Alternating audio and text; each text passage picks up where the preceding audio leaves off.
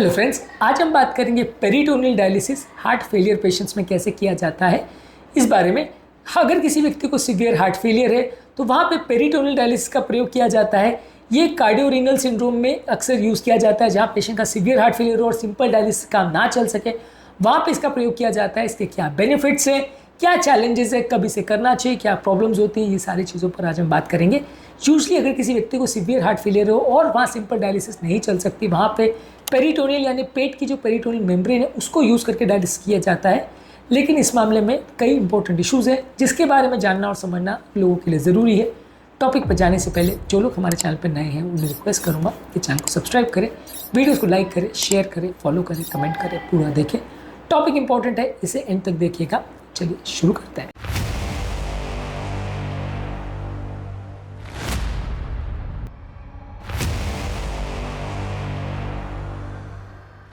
सबसे पहले peritoneal dialysis heart failure patient में किया जाता है। ये पानी के बेटर मैनेजमेंट में काम करता है, धीरे धीरे करके पानी निकालने के लिए बेटर होता है। अगर किसी व्यक्ति को हीमोडायलिसिस के दौरान ब्लड प्रेशर के कम होने का चांस ज़्यादा है, हार्ट इतना ज़्यादा वीक है कि वो उसे टॉलरेट नहीं कर सकता और हार्ट फेलियर में जाने का चांस है, तो वहाँ पे इसका प्रयोग किया जाता है। इसके अलावा इसको करने के दौरान बॉडी का ब्लड प्रेशर का स्टेबिलिटी बहुत स्टेबल रहता है, पेशेंट का इतना वेरिएशंस नहीं होता, सडन फ्लूइड के शिफ्ट दोनों मेम्ब्रेन्स के बीच में नहीं होते। इसकी वजह से बॉडी को इसे टॉलरेट करना ज़्यादा ईजी होता है, तो पेशेंट का हीमोडायनेमिक स्टेबिलिटी यानी ब्लड प्रेशर का और हार्ट की कंडीशन की स्टेबिलिटी मेंटेन रहती है। इसके अलावा इसमें कोई वैस्कुलर एक्सेस यानी नली में कोई ट्यूब डालने की ज़रूरत नहीं पड़ती है, कोई आर्टेरियोवेनस फिस्टुला या सेंट्रल कैथेटर की ज़रूरत नहीं होती, जिसकी वजह से वो जो ट्यूब डाला जाता है उसमें कई बार इन्फेक्शन या क्लॉटिंग का चांस होता है, वो कंपैरेटिवली बच जाता है। इसके अलावा हार्ट पर बहुत ज़्यादा लोड नहीं पड़ता, तो इसलिए हार्ट में सडन फ्लूइड और इलेक्ट्रोलाइट इम्बैलेंस नहीं होता, इसकी वजह से डेंजरस रिदम प्रॉब्लम्स होने का चांस कम हो जाता है।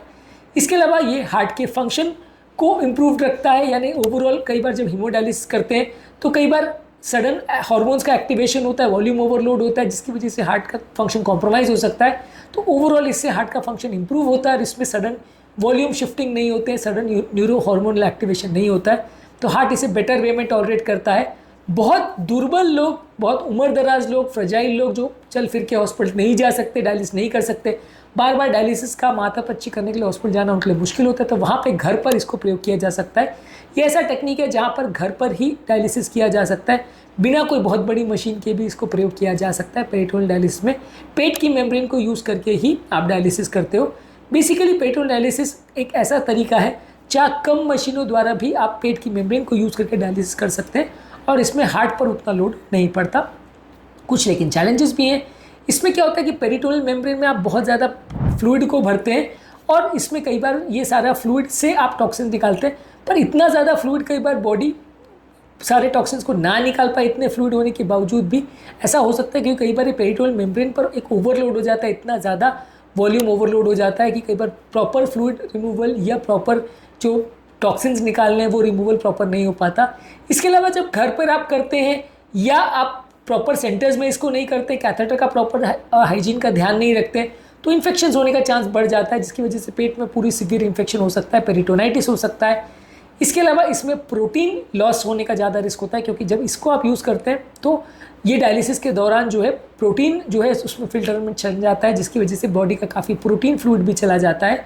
और कभी कभार ये मेम्ब्रेन प्रॉपरली बार बार यूज़ करने से काम नहीं कर पाती, पेरिटोनियल मेम्ब्रेन ही ख़राब हो जाती है एक तरह से, इसमें ही डिस्फंक्शन हो जाता है, जिसकी वजह से लॉन्ग टर्म ये टेक्निक ही फेल हो जाती है और इसकी effectiveness over a period of time कम हो जाती है। अब बात करेंगे कब हमें पेरिटोनियल डायलिसिस को कंसिडर करना चाहिए।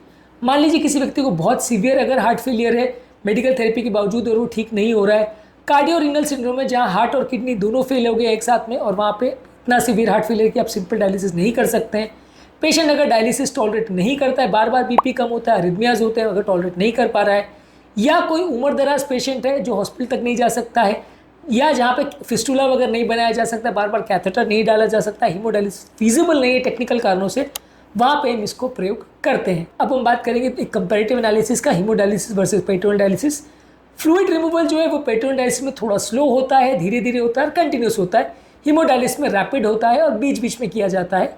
ब्लड प्रेशर पर इम्पैक्ट पेरिटोनियल डायलिसिस का ज़्यादा नहीं होता है, जबकि हीमोडायलिसिस में ब्लड प्रेशर जल्दी कम हो सकता है। हॉस्पिटल विजिट पेरिटोनियल डायलिसिस में करने की ज़रूरत नहीं पड़ती, घर पर इसको किया जा सकता है। हीमोडायलिसिस के लिए आपको बार बार हॉस्पिटल जाना पड़ता है। हार्ट पर पड़ने वाला स्ट्रेस हीमोडायलिसिस में ज़्यादा पड़ता है, पेरिटोनियल डायलिसिस में कम पड़ता है। इन्फेक्शन का होने का रिस्क जो है पेरिटोनियल डायलिसिस में पेरिटोनियम में यानी पेट के अंदर हो जाता है, और हीमोडायलिसिस में जो कैथेटर आप डालते हैं उसमें हो जाता है, तो ब्लड के अंदर इन्फेक्शन हो सकता है। तो दोनों में थोड़ा इन्फेक्शन का रिस्क है यदि सावधानी ना रखी जाए। बेसिकली पेरिटोनियल डायलिसिस एक हार्ट फेलियर पेशेंट्स के लिए जहाँ पे पानी को निकालने के लिए कोई ऑप्शन की ज़रूरत है लेकिन डायलिसिस फीजिबल नहीं है, पेशेंट टॉलरेट नहीं कर रहा है या हीमोडायनेमिकली अनस्टेबल है, बीपी बार बार फ्लक्चुएट हो रहा है, रिदम प्रॉब्लम्स बार बार आ रही है, वहाँ पे इसका प्रयोग किया जाता है। Proper patient selection, proper training और रेगुलर मॉनिटरिंग से आप पेरिटोनियल डायलिसिस को घर पर भी कर सकते हैं, लेकिन ओवरऑल जो है ये 100% सेफ प्रोसीजर नहीं है। अगर सावधानी ना रखी जाए तो फ़ायदे के बदले ये नुकसानदायक भी हो सकता है, ये बात को समझना ज़रूरी है। आज के टॉपिक में हमने बात करी हार्ट फेलियर पेशेंट्स में पेरिटोनियल डायलिसिस के प्रयोग पर। इसके अलावा हार्ट फेलियर पेशेंट्स में स्लेड थेरेपी, पेरिटोनियल डायलिसिस और कंटिन्यूस रीनल रिप्लेसमेंट थेरेपी पर भी हमने अलग अलग वीडियोस किए, इनको भी ज़रूर देख लीजिएगा। उम्मीद करूँगा कि आज के टॉपिक में कुछ नई बातें जानने को मिली होगी।